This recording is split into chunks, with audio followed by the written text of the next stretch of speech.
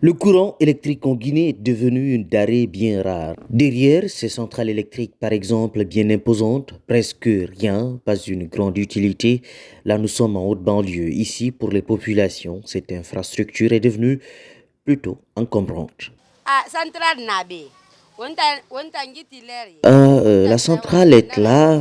Lorsqu'elle a été construite, nous étions très contentes. Nous pensions ainsi avoir de l'électricité de qualité et surtout de manière continue. Mais aujourd'hui, c'est dommage, aucune utilité.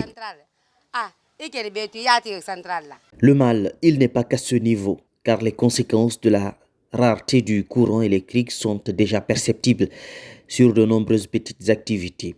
Pour ces dames qui commercialisent de la glace, impossible à cause de la perturbation de la desserte en électricité de tenir normalement leur commerce.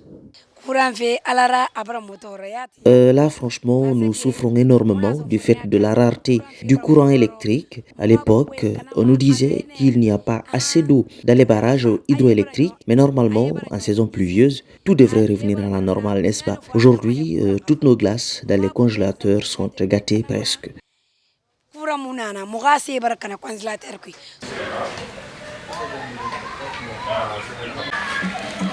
Au-delà de tout ça, aujourd'hui, le même problème de courant joue même sur les réseaux, c'est-à-dire les téléphones. Aujourd'hui, même les téléphones sont perturbés. Vous allez constater que souvent des antennes là sont allumées par le courant, chose qui fait qu'aujourd'hui, même les unités que nous mettons dans nos téléphones, ça se gaspille parce que tu peux appeler plus, tu peux mettre des unités, appeler sans te faire comprendre avec ton interlocuteur.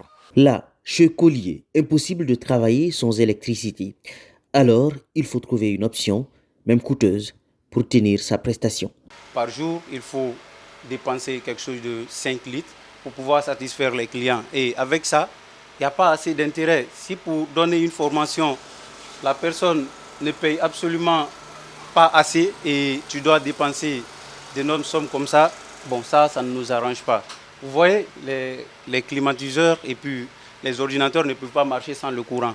Donc on est obligé quelquefois de travailler très tard la nuit.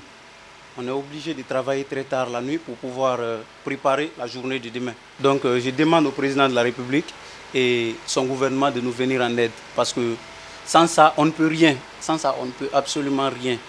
Nous ne pouvons rien faire.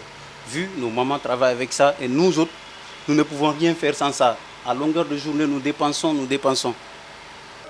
Nous ne savons pas ce que prévoit le gouvernement, mais nous le demandons quand même au moins de se concentrer la quasi-totalité des programmes au niveau du courant pour permettre les citoyens de bien vivre. Parce que la vie est concentrée au niveau de l'électricité. Même constat aussi à ce niveau chez ce boutiquier. Lui invite d'ailleurs le gouvernement à recentrer ses efforts autour de la problématique sur l'électricité, une ressource devenue vitale pour de nombreux Guinéens.